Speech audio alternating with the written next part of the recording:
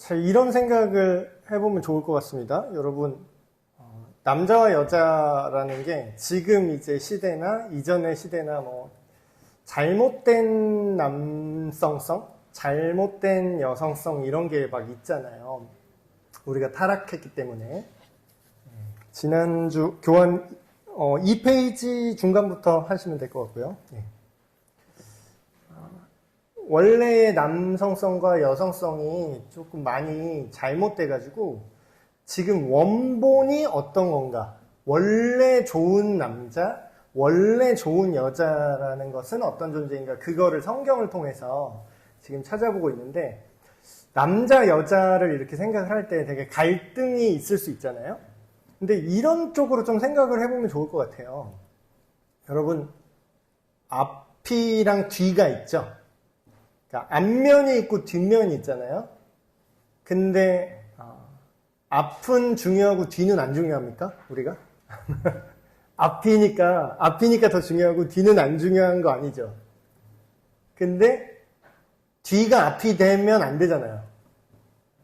반대로 앞이 뒤가 되면 안 되죠. 그러니까 어디가 앞이야? 이런 얘기 많이 하잖아요, 우리가. 이게 앞뒷면이 헷갈리는 걸 이렇게 딱 들었을 때 어디를 앞으로 해야 돼? 이런 얘기 하죠. 예, 그런 거예요.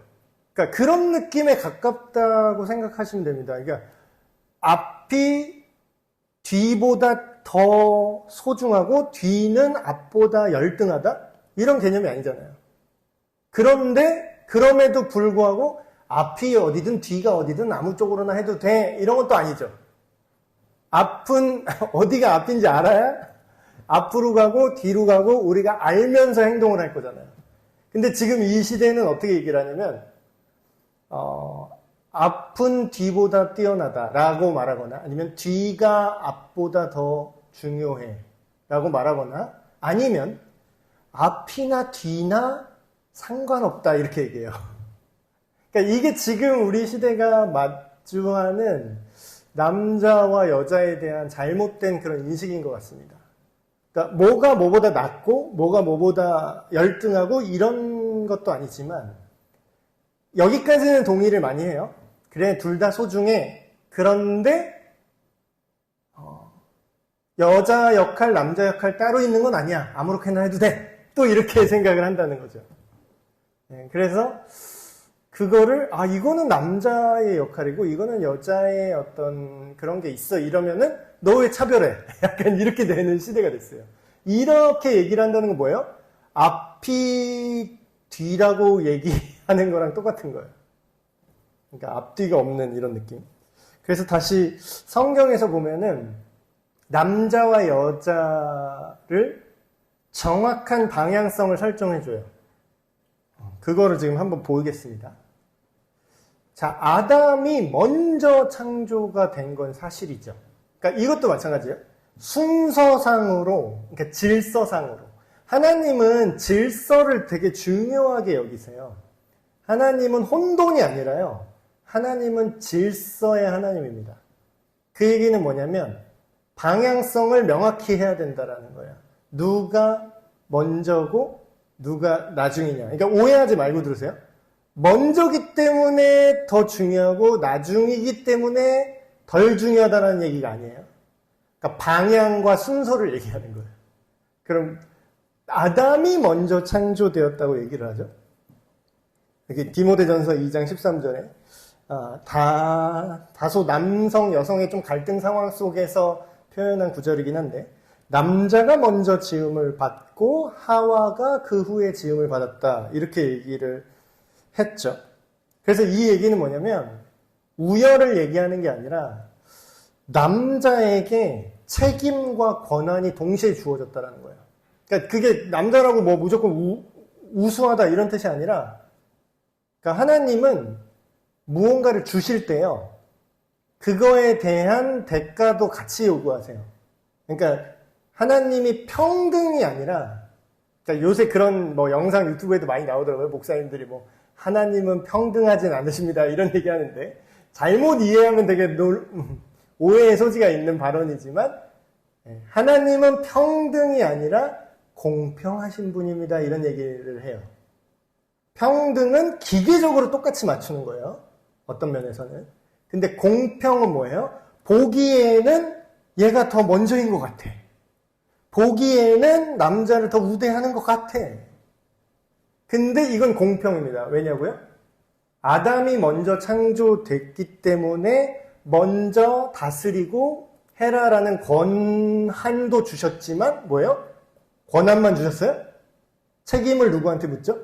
책임도 아담이 지어야 돼요. 그래서 마치 장자의 상속권 같은 게 있잖아요. 우리 문화에 뭐 장자가 요새는 많이 없어졌는데 요새는 법적으로 무조건 n분의 1로 똑같이 줘야 된다면서요. 남자 여자 할 것 없이. 근데 옛날에는 장남이 부모를 부양하고 이렇게 끌어안고 가기 때문에 장남한테 거의 80%를 넘겨줬었죠. 옛날에는 농경사회 때는. 그런 거랑 비슷한 개념이에요. 권리와 권위 동시에 책임도 같이 줘요. 근데 이제 나쁜 게 뭐죠? 권위만 휘두르는데 책임을 안 줘. 그런 부분들. 그래서 이전 세대의 어떤 나쁜 아버지 상이라고 할까요? 좀 옛날 유교적인 그런 권위주의적인 옛날에 주전자에다가 야, 술 떠와! 맨날 때리고 막 자식 때리고 막 엄마 때리고 막 그게 뭐예요? 권한은 있는데 권한을 지금 어떻게 하는 거죠? 잘못 쓰고 있는 거죠. 그럼 뭐예요? 권한이 있는 게 잘못인가요? 권한을 잘못 쓰는 게 잘못인가요? 그쵸? 근데 그건 세대의 학대를 많이 당한 잘못된 남성성, 남자가 막 그렇게 권위 휘두르는 거를 보고 자란 세대가 어떻게 돼요? 이제는 남자에게서 권한을 뺏어야겠다. 이러니까 또 이제 여성 우월주의가 막 해갖고 막 이렇게 그걸 뺏어오자 또 뭐 이렇게 되는 거죠. 근데 그럼 권한을 뺏어오는 게 하나님 뜻이냐? 그게 아니라는 거예요. 권한은 아담이 먼저 창조돼서 남성의 어떤 리더됨을 분명히 성경은 얘기를 하고 있다. 그리고 두 번째, 하와가 창조를 됐는데 어떻게 창조했다 그래요? 돕는 배필로 창조했다. 그러니까 이렇게 얘기하면은 역할의 차이를 잘 이해를 하셔야 돼요. 공격수가 축구할 때 공격수가 골을 넣죠. 공격수. 그럼 수비는 필요 없어요? 골키퍼는 필요 없나? 다 공격수만. 내가 주도적으로 무슨 일을 하는 사람 중에 그 사람을 돕는 사람이 없는 거 본 적 있어요? 막 대형교회 그러면은 그 담임 목사님 혼자 다 만든 것 같아요? 담임 목사님 혼자 잘나서 그 교회를 다 만들었을까? 아니요. 거기에는 돕는 사람이 반드시 있습니다. 돕는 사람. 이렇게 서포터라고 하죠. 돕는 자가 그 도움을 주는 사람보다 이런 얘기를 또 하면 할 수 있어요. 누군가를 도와준다라는 건요. 그 사람보다 뭔가 잘하는 게 있어야 도와줄 수 있죠. 그렇지 않아요? 반대로 생각하면 돕는 사람이 뭔가 신하 같고 도움을 받고 이렇게 거느리는 사람이 막 되게 우월한 것 같잖아요. 근데 다시 한번 제대로 생각하면은 돕는 사람도 아무나 도울 수가 없어요. 자기 능력이 있어야 도울 수 있죠. 그럼 뭐예요? 하와가 여성이 창조됐을 때 남성을 돕는 존재로 창조됐다라는 게 남자한테 이제 종속됐다라는 게 아니라 대등한 위치에서 돕는 역할로 지어졌다라는 거예요. 그러니까 이걸 오해하시면 안 돼요. 성경은 가부장적인 책임이다. 이렇게. 가부장적이라는 건 뭐냐면요. 아까 제가 얘기했던 거. 야, 술 떠와! 싸르기 찼어. 술 갖고 오라니까! 이게 가부장적인 거예요. 근데 성경은 가부장적인 책임이 아닌 게 곳곳에 그 당시에 여성은 권리가 아예 없었거든요. 성경시대 때는. 거의 대부분의 성경에 기록된 시대에는 여자는 그냥 물건같이 취급당하던 시대예요. 근데 그때에 엄청 시대를 앞서가서 여성을 되게 존중하는 모습이 되게 많이 나옵니다. 성경에는. 그리고 교회가 이거 아세요? 여성 참정권의 시작이 어딘지 아세요? 교회가 시작이었어요. 교회에서 이렇게 재직들이라고 하죠, 우리. 재직 이렇게 뽑는 거. 교회에서 여성들 먼저 뽑았습니다. 그러니까 일반 세상 정권에서는요, 교회보다 훨씬 나중에 여성의 권리가 훨씬 나중에 회복돼요. 그 얘기는 뭐예요? 처음에 하나님께서 인간을 창조하실 때 남자와 여자를 지었지만, 여자를 하등한 존재로 지은 게 아니었다라는 거예요. 돕는 존재로 창조하셨다. 그래서 이렇게 여호와 하나님이 이르시되 사람이 혼자 사는 것이 좋지 아니하니 내가 그를 위하여 돕는 배필을 지으리라. 창세기 나오죠. 그리고 고린도전서에 남자가 여자를 위하여 지음을 받지 아니하고 여자가 남자를 위하여 지음 받은 것이니. 이것도 좀 오해할 수가 있어요. 이게 남자가 중요하다는 얘기인가요, 지금? 남자가 중요한 얘기처럼 보일 수 있어요. 가부장적인 사고방식으로 이 성경을 읽으면 남자는 하늘, 여자는 땅, 어디, 이렇게 잘못 이해할 수가 있거든요. 근데 잘 보세요. 남자가 여자를 지음받지 않고 여자가 남자를 위해 지음받았다는 게 여자가 하등하다는 뜻이에요? 그게 아니에요. 이런 거죠. 아까 얘기했던 거. 앞뒤 같은 거, 앞뒤. 리더, 남자, 서포터, 여자. 둘 중에 하나라도 없으면 돼요, 안 돼요? 안 돼요. 서포터 없이, 후원, 돕는 사람 없이 리더만 있지 않아요? 리더 없는데 돕는 사람만 있을 수도 없죠. 그러니까 앞뒤 같은 거예요. 둘 다 있어야 되고, 어느 게 더 중요하거나 하등하지 않아요. 그러나 둘이 구분은 되어 있어야 돼요. 앞은 확실히 앞이어야 되고, 뒤는 확실히 뒤여야 돼요. 이해가 되시죠? 자, 또 다른 면에서 하와의 이름을 하나님이 짓지 않았습니다. 이 얘기는 뭐예요? 아담한테 주도권을 하나님께서 주신 것은 확실하다는 거예요. 처음에 여자의 이름을 남자가 지었다. 이게 성경적으로는 되게 중요한 의미인데, 누군가의 이름을 지어준다는 거. 성경에 보면은 이름을 새로 지어주는 장면이 많이 나오죠. 너를 이전에는 아브람이라고 했는데 이제는 아브라함이라 할 것이다. 네가 전에는 사울이었는데 이제는 바울이다. 이런 식으로. 너는 베드로다. 이렇게 이름을 새로 지어주잖아요. 이게 무슨 뜻이냐면 그 사람의 정체성, 그 사람의 존재의 의미를 새롭게 부여해준다라는 거예요. 그러니까 누군가의 이름을 지어준다라는 거는 내가 이름 지음 받은 사람이 주도권을 갖고 있어요? 이름 지워주는 사람이 주도권을 갖고 있어요? 네. 그래서 우리도 부모가 자식에게 이름을 지어주듯이, 그럼 뭐예요? 처음에 여자의 이름을 지은 존재가 남자라는 거죠. 그래서 이 리더십에 관한 얘기. 이는 내 뼈 중에 뼈요 살 중에 살이라 이것을 남자에게서 취하였은즉 여자라 하리라. 이게 아담이 지금 이렇게 지은 거거든요. 근데 이게 막 권위적으로 이제 너는 나를 도와야 된대. 이게 아니에요. 그게 아니라 엄청나게 높이고 있어요. 지금 여성을. 뭐라고 얘기해요? 내 뼈 중에 뼈요 내 살 중에 살이라. 이게 무슨 뜻이냐면 너는 나의 정말 귀중한 부분이야. 이렇게 얘기하는 거예요. 그러니까 따로 있는 존재가 아니라 너는 나의 일부야. 이렇게 얘기하는 거예요. 그래서 이제 성경적으로 보면은 남자와 여자가 연합되어 있는 상태, 그러니까 부부가 된 상태를 하나님이 완전한 인간으로 봐요. 그렇다고 해서 미혼자들은 하나님이 인간 취급을 안 한다. 그런 건 아니지만 하나님이 처음에 인간을 디자인할 때, 처음에 설계를 할 때, 설계상 인간이 제대로 인간으로서 움직이려면 남자와 여자, 남편과 아내로 이렇게 하나로 잘 구동하게 만드셨다는 거예요. 그러니까 그게 인간들이 아이고 싫어요 어쩌요, 그게 중요한 게 아니라 원래 하나님의 설계자가 그렇게 설계를 했다는 거예요. 물론 인간들이 죄에 오염돼서 서로 남편답지 못하고 아내답지 못하고 서로 이렇게 문제가, 죄가 들어와서 이게 결함이 생기고 문제가 생기고 이렇지만 원본은 이렇다라는 거예요. 원본. 자, 그래서 볼까요? 하나님이 그리고 인간을 부를 때 뭐라고 부르죠? 네.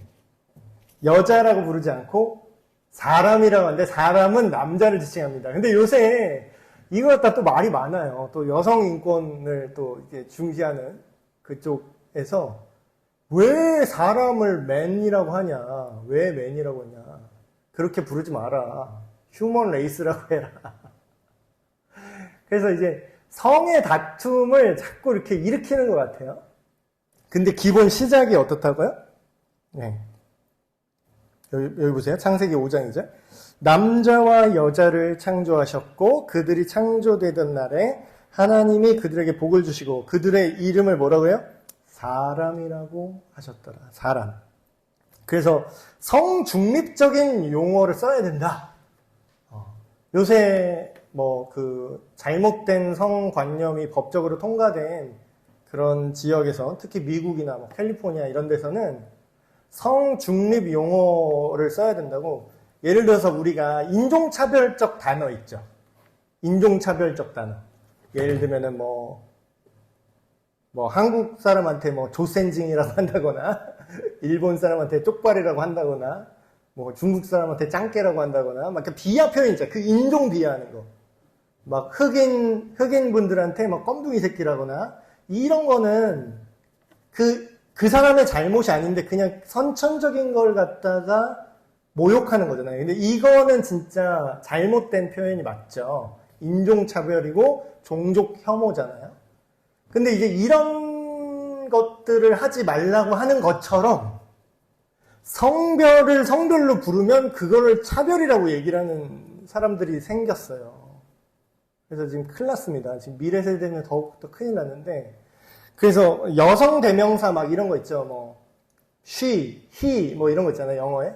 그걸 쓰지 말라는 거야. 뭐라고 써야 되나? 뭐 이상한 용어를 새로 만들어서 그 중립적인 용어로 써야 된다라는 거예요. 근데 여러분 이거 잘 생각을 해보십시오. 이것도 우리나라에서도 이게 문제예요. 성을 붙일 때, 사람 이름 붙일 때 성을 남자성 따요, 여자성 따요? 남자성 따죠.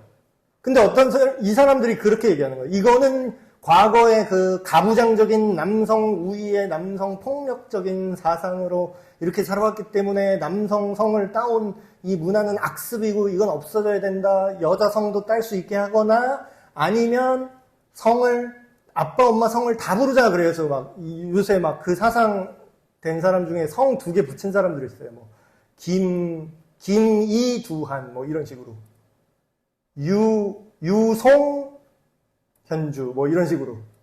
그러면 몇 대 지나면 이름이 엄청 길어지겠네.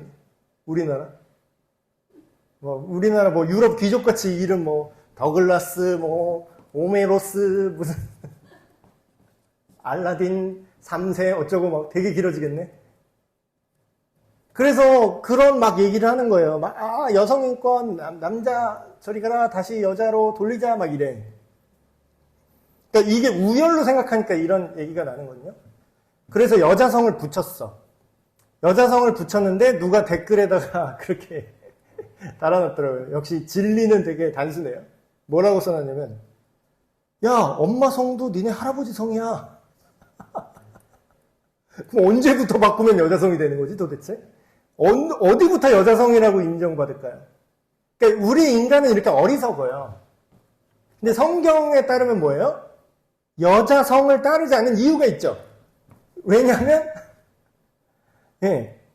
생물학적으로 남자의 후손으로 이어지기 때문에. 최근에 제가 전에도 말씀드렸죠. 생물학적으로 발견했는데 여성 성 염색체는 3대를 가면은 흐려지고 남자 성 염색체만 계속 보존된다고. 그러니까 그거를 옛날에 무슨 우리가 생물학을 알았습니까? 뭐 화학을 알았습니까? 뭐 그런 세포 관련해서 뭘 알았어요? 아무것도 몰랐는데 그냥 본능적으로 알았던 거예요. 남자로 이어진다라는 거예요. 그래서 생물학적으로도 남자의 후손이 맞습니다. 그래서 미국에도 외국 서구권에도 결혼을 하면 심지어는 어때요? 여자 성이 없어지고 남편의 성을 받아요. 스미스, 남성 성이 스미스면 여자가 결혼하면 스미스 부인이 되죠. 그래서 원래 그 서구식으로 하면은 현주 씨가 아니라 심주가 이름 되게 웃긴데 심주 이렇게 돼야 되는 거죠. 근데 이제 이건 문화권마다 좀 다를 수 있으나 기본적으로 남자성으로 연결되는 건 이런 성 중립적인 거를 하나님이 원하지 않다라는 거예요.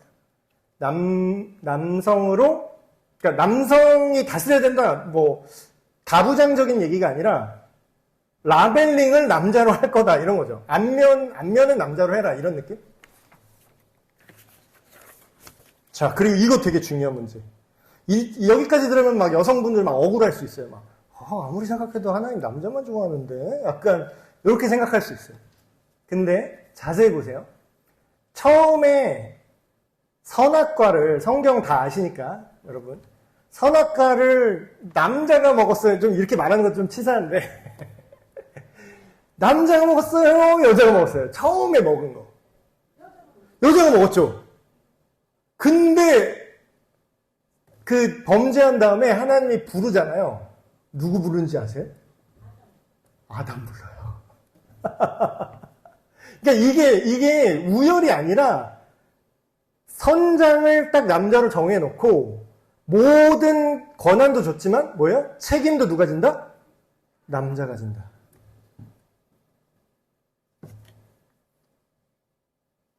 여호와 하나님이 아담을 부르시며 그에게 이르시되 네가 어디 있느냐. 네. 아담을 한 가정의 대표로 하나님께서 생각을 하신 거예요. 이때부터. 태초부터. 그럼 뭐예요? 타락 전에도 타락 후에도 뭐예요? 주도권은 하나님께서, 그러니까 하나님께서 주신 주도권. 우리끼리 막 서로 뺏으려고 하는 주도권 말고. 남편은 너를 다스릴 것이다. 타락 후에도 전과 마찬가지로 남자의 주도권을 분명히 얘기하고 있죠. 그리고 대표자도 뭘 얘기해요?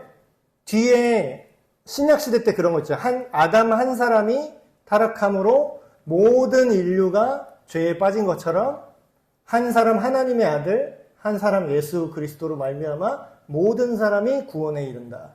그럼 뭐예요? 전 인류의 대표를 누구로 삼았어요? 하와가 아니라 아담으로 얘기했다라는 거예요, 성경.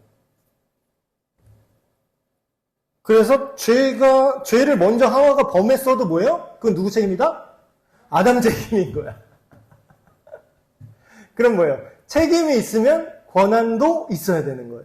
그래서 가장이라는 표현. 그래도 혹여라도 또 어떤 분은 또 근데 그러면 무조건 다 남자여야 되냐? 그게 아니라 뭐 예를 들어서 결혼을 안 하신 여성분 같은 경우에는 본인께 직접 물으시겠죠, 하나님이.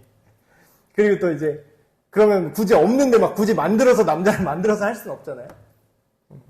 그렇지만 정상적으로 결혼한 가정이라면 하나님께서 그 대표자를 남자로 책임을 부르신다. 그래서 전 인류도 아담을 대표하셨다. 자, 이게 참 핵심적인 내용인데 창세기 3장 16절을 보면은 타락한 다음에 하나님께서 인간한테 이렇게 얘기를 하시는 장면이 나와요. 너는 남편을 원하고 남편은 너를 다스릴 것이니라. 이렇게 나와요. 근데 처음에 이 구절을 읽을 때 되게 이게 모호하잖아요. 여자가 남편을 원한다는 게 무슨 뜻이지? 그냥 혼자 살기 싫어하고 뭐 남편이랑 같이 살길 원한다는 건가? 근데 요즘 보면 그렇지도 않아. 남자 필요 없다 그러잖아요, 요즘은. 그렇죠? 왜 그러는 걸까? 이거를 이렇게 해석을 하더라고요. 너는 남편을 원한다라는 게 남편을 다스리길 원한다고. 언제? 타락한 이후에. 타락한 여성은 뭐예요? 할 수만 있으면, 뭐 능력이 없어서 그렇지? 할 수만 있으면, 힘이 약해서 그렇지? 할 수만 있으면 남자의 권한을 빼앗고 싶어 할 거라는 거예요. 지금 세대가 그렇게 나오죠? 이제 나도 너만큼 돈 번다 이거야. 그러니까 뭐 필요 없어. 이러면서 이렇게 되는 거죠. 가장이고 뭐고 필요 없어. 이렇게 되잖아요. 그러니까 그게 딱 써 있는 거죠. 타락한 인류가 어떻게 될 것인가를 하나님이 정확하게 기록하신 거죠. 너는 남편을 네가 다스리려고 할 거야. 그러니까 원래 내가 너희한테 정해준 남편이 리더고 네가 돕는 자라는 포지션을 내가 정해놨는데 타락한 너는 돕는 자에서 벗어나서 네가 다스리고 싶어 할 거야, 이 뜻이에요. 그리고 그런데 남편은 너를 다스릴 거야. 어떻게? 권위적으로. 원래 남편한테 주어진 그런 선한 다스림이 아니라 어떻게 할 거라 그래요? 뭐 술 가져와! 그렇게 다스릴 거라는 거야. 타락했으니까. 그러니까 똑같지 않아요? 인류 역사를 보면 딱 이겁니다. 인류 역사의 남자와 여자의 역할을 보면요. 초기 대부분은 남자가 힘으로 여성을 되게 억압하던 시대를 살았어요. 이 말씀처럼. 남편은 너를 군주처럼 다스릴 거다. 하나님처럼 다스려야 되는데 군주처럼 가부장적으로 폭력적으로 권위적으로 다스릴 거다. 그리고 어때요? 지금 세대 뭐예요? 그동안은 힘이 없어서 못했는데 이제는 평등 그러니까 여성의 권한이 많이 올라갔죠? 그러니까 어때요? 네. 남자를 제끼고 올라서길 원할 것이다. 그게 이루어진 거죠. 그래서 지금 우리 시대에 보는 어떤 이런 남녀의 갈등 있잖아요. 이런 게 뭐의 결과다? 죄의 결과라는 거예요. 죄의 결과. 그래서 우리가 이걸 잘 구분할 필요가 있습니다. 이게 어디까지가 죄의 결과로 잘못된 거고 어디까지는 하나님께서 남자와 여자에게 원래 설정하셨던 원래의 역할인지. 그럼 우리는 어떻게 해야 돼요? 이 시대의 흐름 따라 해야 돼요? 그러니까 시대의 흐름이라는 그런 거예요. 옛날에는 가부장적인 시대에는 시대의 흐름을 따르면 어떻게 돼요? 예, 맨날 애들 때리고 마누라 때리고 괴롭히는 그런 아빠처럼 사는 게 시대의 흐름이죠. 지금 시대의 흐름을 또 따르면 어때요? 여자나 남자나 다 똑같거나 여자가 더 나아 하면서 남자는 그냥 필요 없고 여자가 리더를 해야 돼 이렇게 되죠. 그럼 우리는 시대가 뒤집히든 말든 시대를 봐야 됩니까? 하나님 말씀을 봐야 됩니까? 시대를 보면요, 시대에 따라서 그대로 흔들려요. 우리 노예제도가 있을 때는 그럼 그 노예제도 부릴 거예요? 없어졌으니까 못하는 거지, 뭐 있으면 했겠네. 그럼 우리가 시대를 따라가면 그런 거랑 똑같다는 거예요. 그래서 우리는 시대를 따르는 게 아니라 하나님께서 원래 원래 설계하신 남성성과 여성성의 그 역할을 찾아야 된다. 그래서 이게 왜곡된 거예요. 왜곡된 거지 남녀가 뒤집힌 적은 없는 거예요. 근데 요즘 세대는 뭐라 그래요? 남녀가 뒤집힌 것처럼 말하잖아. 남녀가. 근데 이런 얘기를 하면은 젊은 세대는 되게 싫어합니다. 제가 뭐 이런 남자가 그래도 리더고 여자가 서포터다 이런 얘기 젊은 세대 하면은 되게 받아들이지를 못해요. 왜냐하면 그들이 태어나고 자란 시대에는 더 이상 그런 가부장적인 시대가 아니었거든요. 그리고 오히려 뭐 아버지가 막 제대로 아버지 노릇 못하고 뭐 이런 가정일 경우에는 더더욱 항상 이제 아빠들이 사고를 치고. 근데 그게 아빠가 아빠여서 문제가 아니라 아빠답지 못한 아빠일 경우가 문제지. 아빠가 문제인 건 아니죠. 그걸 우리가 잘 구분을 해야 됩니다. 그래서 권위적인 폭력적인 남성 우월주의와 논리적이지 못한 여성 우월주의 이런 걸로 맞대응하는 시대를 지금 우리가 살고 있어요. 그럼 우리는 어떻게 해야 되냐? 요게 제일 중요한 것 같아요.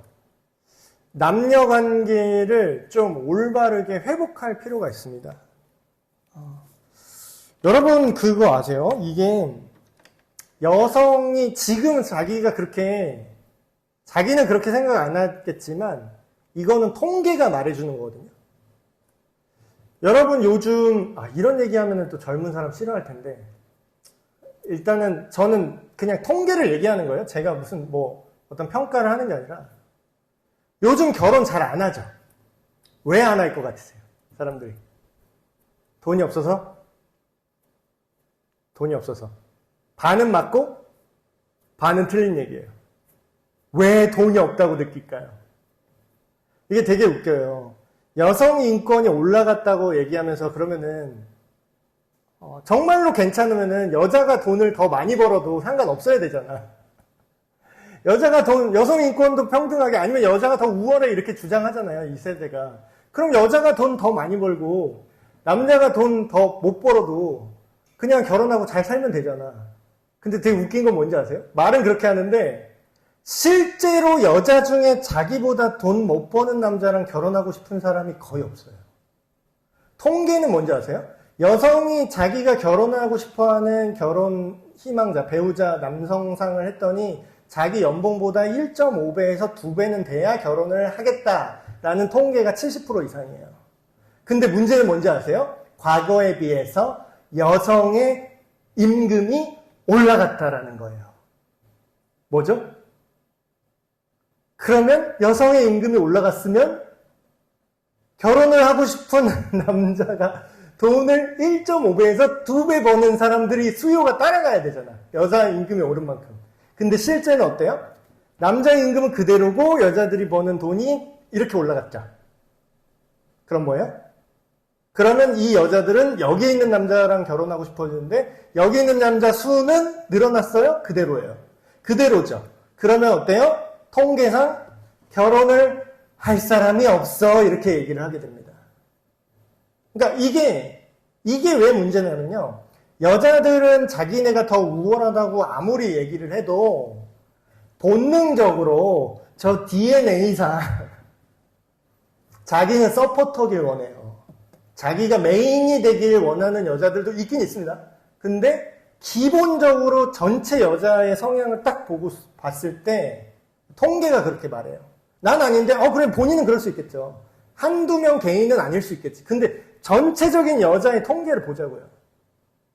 나보다 더 나아야 돼. 내 남편은 나보다 더 나아야 된다. 그게 뭐예요? 서포터 기질이 있는 거예요. 내가 메인으로 가는 게 아니라 나는 서포터고 내 남편이 나를 끌어갔으면 좋겠는 게 있어요. 돈을 아무리 많이 벌어도 여자가. 그럼 뭐예요? 통계가 되게 슬픈 통계지만 어떻게 나와요?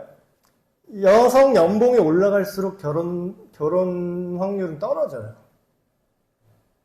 그럼 뭐예요? 이걸 제가 뭔 얘기를 하고 싶으면 그럼 여성 연봉을 낮춰야 됩니다. 이 얘기를 하는 게 아니야. 그 얘기를 하는 게 아니라 여자가 자기도 모르게 서포터라는 게 통계로 드러나는 거죠. 만약에 자기가 정말 리더십 그러면 더 가난한 남자 만나서 결혼해야지. 근데 그러고 싶은 여자는 거의 없어요. 너무 현실적인 얘기를 했나요? 올바른 남녀관계 회복. 이렇게 얘기합니다. 예수 그리스도 안에서 아내는 남편의 권위에 순종하고 동시에 남편은 자신이 가진 권위를 아내에게 함부로 휘둘러서는 안 된다. 소중하게 여겨야 된다. 골로새서 남편과 아내에 대한 말씀 많이 담고 있죠. 아내들아 남편에게 복종하라. 이는 주 안에서 마땅하니라. 남편들아 아내를 사랑하며 괴롭게 하지 말라. 여기서 이 두 가지 얘기를 다 하는데 아내에게는 남편에 대한 전적인 복종을 요구합니다. 어떻게 복종하라면 그리스도께서 하나님 아버지께 복종하듯이 하래요. 보세요. 삼위일체 개념으로 보면은 존재상 성부가 성자보다 더 위에 있나요? 그렇진 않아요. 근데 위아래가 아니잖아요. 성부 하나님이랑 성자 하나님이 위아래 관계가 아니죠. 계급 관계가 아니에요. 근데도 어떻게 하죠? 예수님이 아버지께 순종하시죠. 그런 것처럼 부인이 남편보다 밑이 아니에요. 계급이 아니에요. 부하 아니에요. 아내는. 근데 어때요? 남편을 따르고 순종한다는 거예요. 그 반대 또 억울할까봐 남자 얘기 또 하면 남편은 아내를 사랑하는데 어떻게 사랑해요? 그리스도께서 교회를 위하여 자기 목숨을 준 것처럼 사랑하래요. 그럼 뭐예요?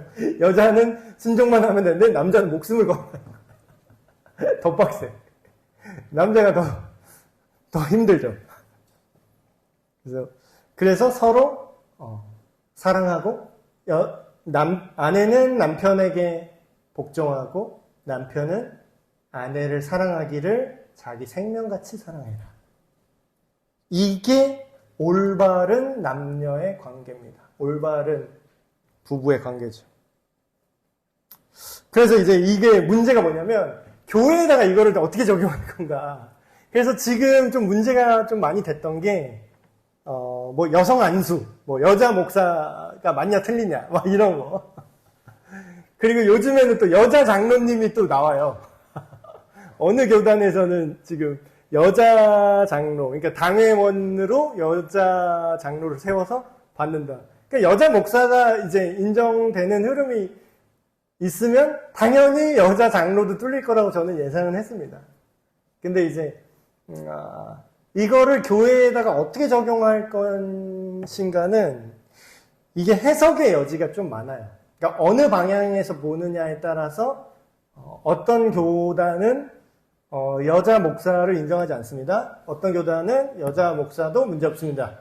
이렇게 되는 건데 사실 이게 구원에 대한 핵심적인 교리는 아니잖아요. 이게 교회 어떻게 보면 교회 정치에 관한 문제일 수도 있으니까 이게 구원에 대한 문제는 아니고 교회 제도를 어떻게 할 거냐 이런 문제이기 때문에 약간 교회 내부 사정에 따라 다르게 적용을 할 수 있죠. 근데 저는 개인적으로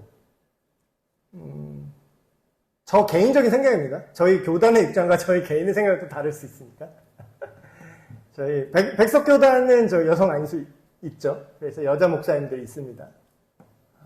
근데 이제 저의 개인적인 생각으로는 이게 두 가지 어느 게 맞고 틀리다라는 개념보다는 평등주의적 관점으로 이제 이걸 보잖아요. 그러면 남자나 여자나 그리스도 안에서 위치상 동등하기 때문에 교회 리더십도 줘도 된다. 이런 게 이제 평등주의자들이 보는 입장이고 상호 보완주의가 뭐냐면 제가 좀 여기에 가까운데 그래도 이게 위아래가 아니라면 왜 굳이 그러니까 그게 계급이 아니라고 하면 왜 굳이 그거를 또 해야 되나. 저는 이게 개인적인 그런 생각이 있어요. 그래서 교회에서 가르치는 몇몇 직책은 남자에게 세워진 게 아닐까라는 개인적인 해석을 해봅니다. 근데 이렇게 얘기하면 또 논란이 돼요. 왜냐하면 그럼 목사님 주일학교 전도사님은 왜 여자 전도사님도 설교하죠? 네, 맞아요. 근데 이제 저는 이 사람이 지금 강당에서 설교를 할 수 있냐 없냐, 여자는 할 수 있냐 이런 좁은 얘기를 하는 게 아니라 되게 넓은 차원에서 누가 리더십이고 누가 팔로워냐, 누가 서포터고 누가 리더냐, 그런 관점에서 이제 얘기를 한다면 성경은 분명히 이거를 명확하게 해놓고 있어요. 성경은 남자가 리더고 여성이 돕는 자다. 우열을 떠나서.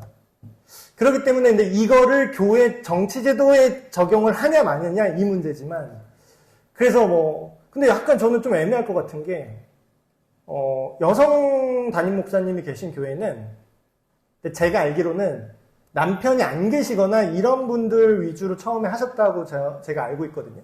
남편분이 돌아가셨거나 이러면 오히려 문제가 없는데, 그 남편이 아직 살아계신 분인데 이제 목사 안수 받으신 여자 목사님들 이렇게 보면은 교회에 이렇게 같이 다닐 거잖아요. 그러면 이제 남편분을 뭐라고 하면 사부님이라고, 사모가 아니라 사부님이라고 부르는데 약간 그게 되게 이질적이더라고요. 사부님이라고 부르는데, 그래서 호칭이야 그렇다, 어색해서 그럴까 보다 그렇게 생각할 수 있는데, 제가 약간 그게 조화가 아직 잘 안 됐던 부분은, 교회에 가면은 최고 리더십이 담임 목사님이죠. 그렇죠? 근데 그 여자 담임 목사님이란 말이에요. 예를 들어서 어떤 한 교회를 예를 들면 여자 담임 목사님이 최고 리더십이야, 교회에서는. 근데 또 같은 교회를 다녀, 남편도. 근데 집에 가면은 성경적으로 제대로는 뭐예요? 이거는 교회 정치제도가 아니라 성경에 대놓고 써있죠. 남편과 아내의 역할에 대해서. 집에 가면 그럼 누가 리더여야 돼요? 남편이 리더여야 돼. 그럼 뭐지? 약간 이렇게 되는, 더더군다나 같은 교회라면. 그럼 좀 이게 역할상에, 여기서는 내가 앞면이었다가 저기서는 내가 뒷면이라고? 약간 이게 헷갈리지 않을까.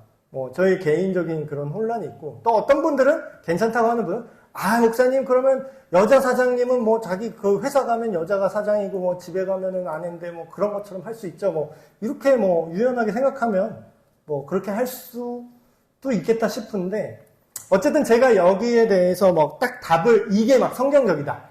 여자 목사님은 성경적이다. 아니면은 반대로 성경적이지 않다라고 얘기하기가 성경에 정확하게 나와 있으면은 또 그렇게 말할 수 있는데 요거는 성경이 약간 모호하게 해석에 따라서 모호하게 된 부분이 있어요. 그래서 이런 부분은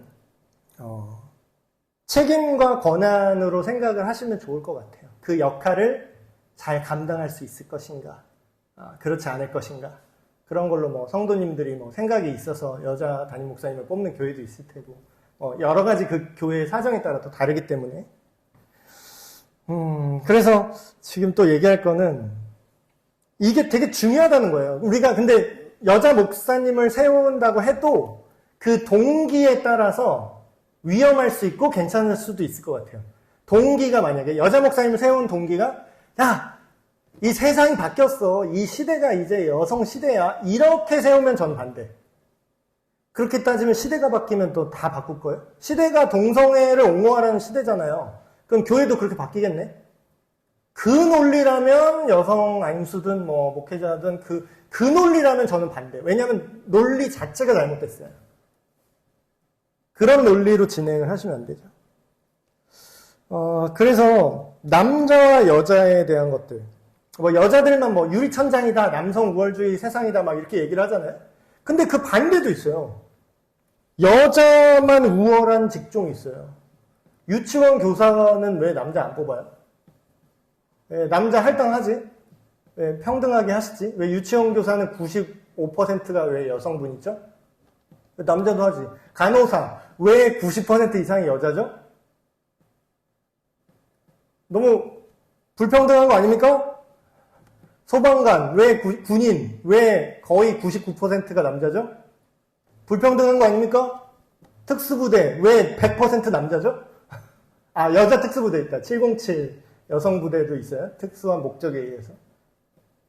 근데 그거는 위장 잠입 이런 거 할 때 여자 역할을 할 사람이 필요하기 때문에 받은 특수부대죠. 그러니까 역할이 있으면 뽑아도 돼요. 막 대테러 이런 거 할 때 비행기 납치당했을 때 여자 승무원으로 옷 입고 여자 특수요원이 들어가서 제압한다고 하더라고요. 그런 건 남자가 이렇게 여장하고 들어갈 수 없으니까.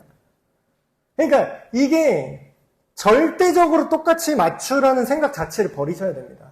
그래서 교회에서 리더십을 세울 때도 은사에 따라서 남자의 은사가 있어요. 여자가 잘하는 은사가 있어요. 기본적으로. 그래서 그런 거를 생각해서 이렇게 진행을 해야지 기계적으로 교회도 평등해야 돼. 이번에 남자 목사님 뽑았으니까 이번에 여자 목사님 뽑아야 돼. 뭐 할당제입니까? 뭐 당회 장로님 반이 남자고 반은 여자로 뽑아야 돼. 뭐 할당제로 하면은 잘 돌아가요?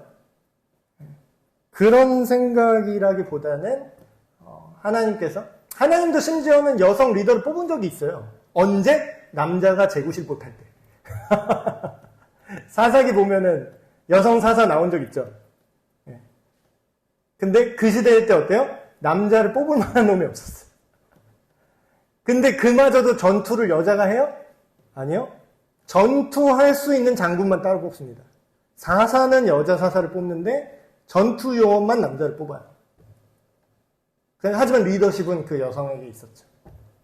그러니까 여러분 이 시대가 말하는 바로 보면은 안 되고요. 성경이 말하는 바로 시대를 읽으셔야 됩니다. 여러분 이게 지금 남녀관계 하나만 놓고 이걸 얘기했지만 다른 분야도 이게 계속 들어와요. 시대로 교회를 보면 안 돼요. 교회가 시대에 맞춰가야지. 물론 시대에 맞춰가야 할 부분은 있습니다. 어떤 부분까지요? 복음을 잘 전할 수 있는 상황을 맞추는 거죠. 아이에게는 아이처럼, 유대인에게는 유대인처럼, 이방인에게는 이방인처럼 되어 내가 복음을 전했다. 바울이 이렇게 얘기하죠. 그런 면에서는 맞출 필요가 있는데 이 진리를 시대에 맞춘다? 안 돼요. 세상이 말하는 시대 정신은 계속 바뀝니다. 뭐가 선한 건지 뭐가 악한 건지도 시대에 따라서 계속 바꿔요. 그때마다 교회가 그거 따라가면 어떻게 됩니까? 그건 더 이상 교회가 아니라 세상이 주가 된 교회죠.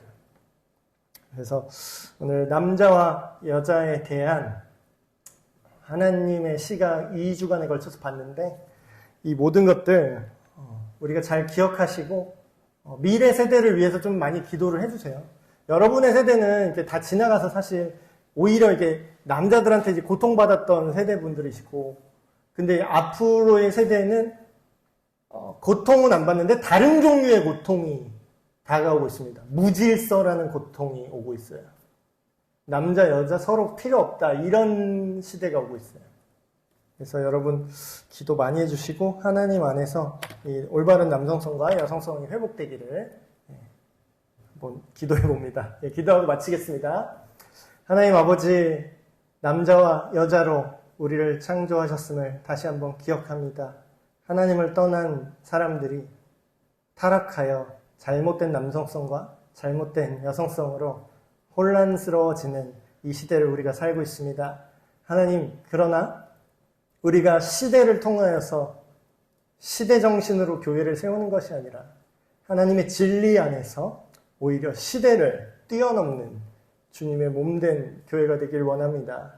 우리가 서로 사랑함으로 올바른 남성성과 올바른 여성성 안에서 서로가 존중하고 행복한 모습을 오히려 이 시대에 보여줄 수 있게 하셔서 그들은 상관없고 무질서하게 하지만 주님께서 주신 질서 안에서 오히려 더욱더 세워지고 아름다운 가정 일어나는 귀한 역사를 보게 하여 주시옵소서.